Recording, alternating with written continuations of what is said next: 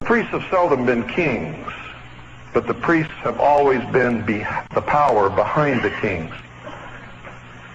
Without the okay of the priests, the king cannot mount the throne. Or could not in those days. Okay? So they learned several things.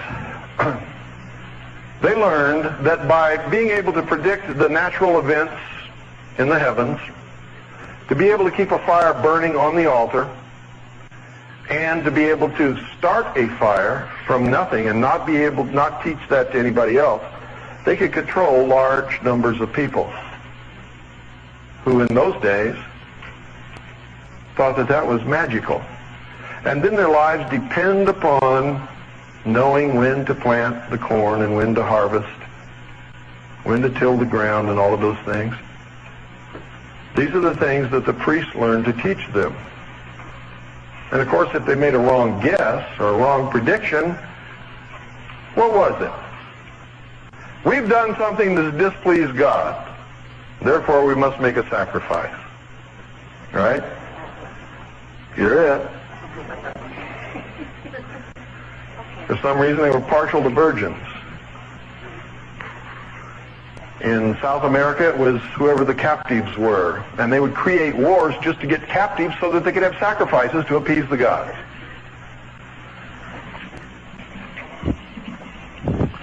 All throughout the history of the world, these people have been the ones who have collected and hoarded the sum total of the knowledge of humankind. They called themselves the illumined ones, and in those days they were truly illumined, enlightened. They're the only ones who had the knowledge. The rest of the people were deprived. Over long periods of time, some knowledge would either leak out to the people, or the people would make discoveries, or would have original thoughts of their own and pass it on. So as man became more educated, the machinations of the Illuminati became more complicated and more clever. And the more they had to really hoard and guard the technology and the knowledge and the truth that they held. They called what they knew the esoteric, and what you know, or the profane, the exoteric. In other words, the esoteric is the inward truth, that which is withheld, that which is guarded, not known by what they call the masses.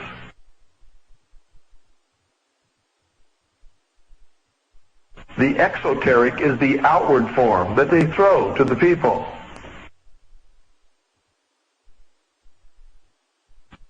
Put it that I wrote in my book is that they speak directly to God while the people bow down to stone statues which can neither hear nor speak.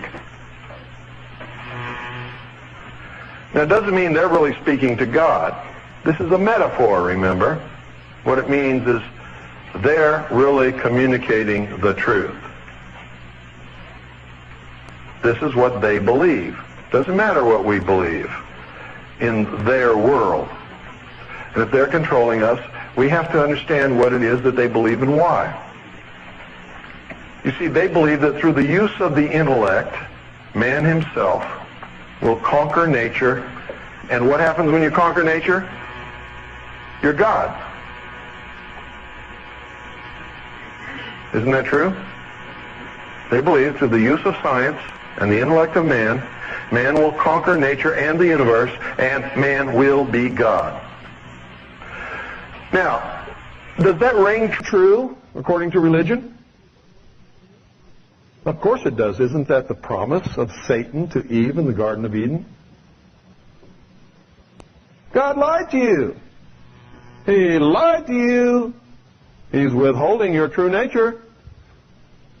You see, he doesn't want you to eat of the fruit of the tree of knowledge of good and evil, because if you do, ye will surely become as gods, and ye will not surely die. Isn't that what he said? So aren't the mysteries saying the same thing? Only they're reversing the benevolence and malevolence of the two. In traditional religion, you say that the God of the Garden of Eden, who put Adam and Eve there, was a benevolent, good God, and they were living the good life. And if they hadn't have sinned, they'd still be there, living and taking care of the animals in the garden and be living a blissful, wonderful existence. And they're saying, hey, that guy that put them there and kept them in the bonds of ignorance wasn't doing them a favor. They were really slaves in this ignorant state, this innocent life, this golden age. Lucifer set man free, gave him the gift of intellect, the use of which will make him God. Now, it would amaze you to know how many people really believe in this. It would absolutely amaze you to know that some of the major religions in the world, disguised as Christian religions, actually worship Lucifer in secret. You would be amazed to know how many people believe that Jesus Christ and Lucifer were brothers. And that there was a battle between who was going to save mankind from itself. Jesus won that battle. He had his chance. He failed. Now it's Lucifer's turn. You might also be shocked to know that Tom Valentine believes that. And he said it in an interview with Richard Noon, and it's recorded in his book, 5/5/2000. What's the name of that book? Ice, the Ultimate Disaster, 5/5/2000. Get it and read it. It would amaze you to know how many supposed patriot leaders that you all look up to believe this. That are really not patriot leaders at all, but are functioning in the Hegelian dialectic to move you in the wrong direction, or to pit you against each other, or to just find out who in the hell you are.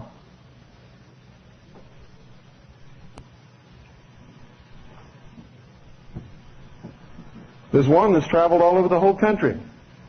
And wherever he is the religion of whoever he's talking to. It's true. And some of you know that. When he's talking to Christians, he's a Christian. When he's talking to Christian identity, he's a Christian identity. If he's talking to Nazis, he's a Nazi. Talking about Bobo. If he's talking to Mormons, he's a Mormon.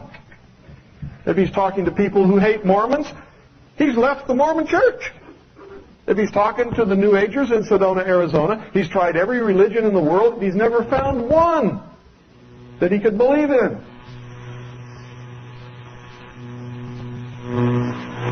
That's Bo Wrights. You don't believe me? Go get all his tapes talking to all these different groups and listen to his own words. Now, I don't care what religion the man is. I believe in freedom. You know what I care about? He's lying to a lot of people. That matters to me. Some people tell me, well, that doesn't matter. He's doing good. I mean, maybe he has some failings. Every time he speaks to a different group. And every time he gets caught, he says he's never going to do it again. But he does. And just recently on his radio show, this man was talking about how he put his son through past life regression and how he believed in reincarnation.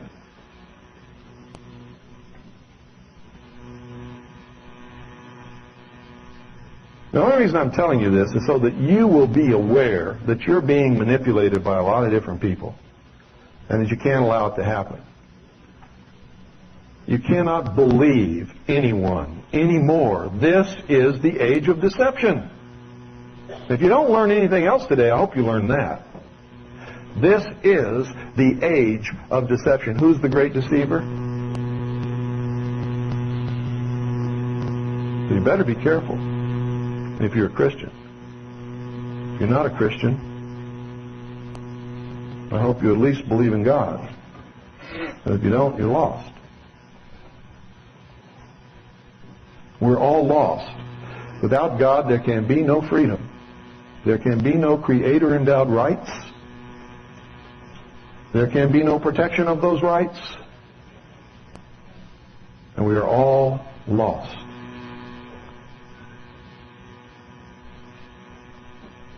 I don't know about you. I don't want to be lost. It's a terrible state to be in.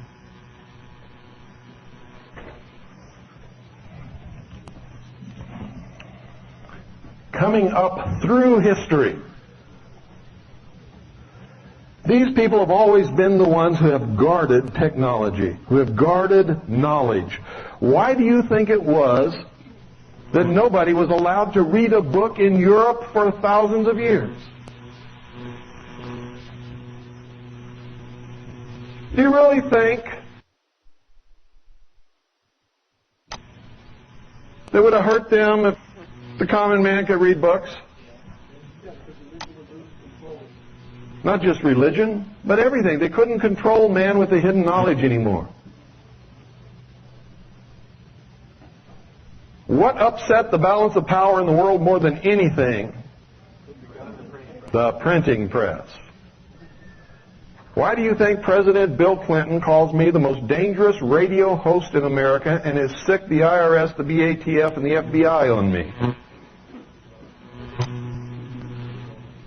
Because I didn't believe them when they told me that I was just one lonely little person and there wasn't anything that I could do.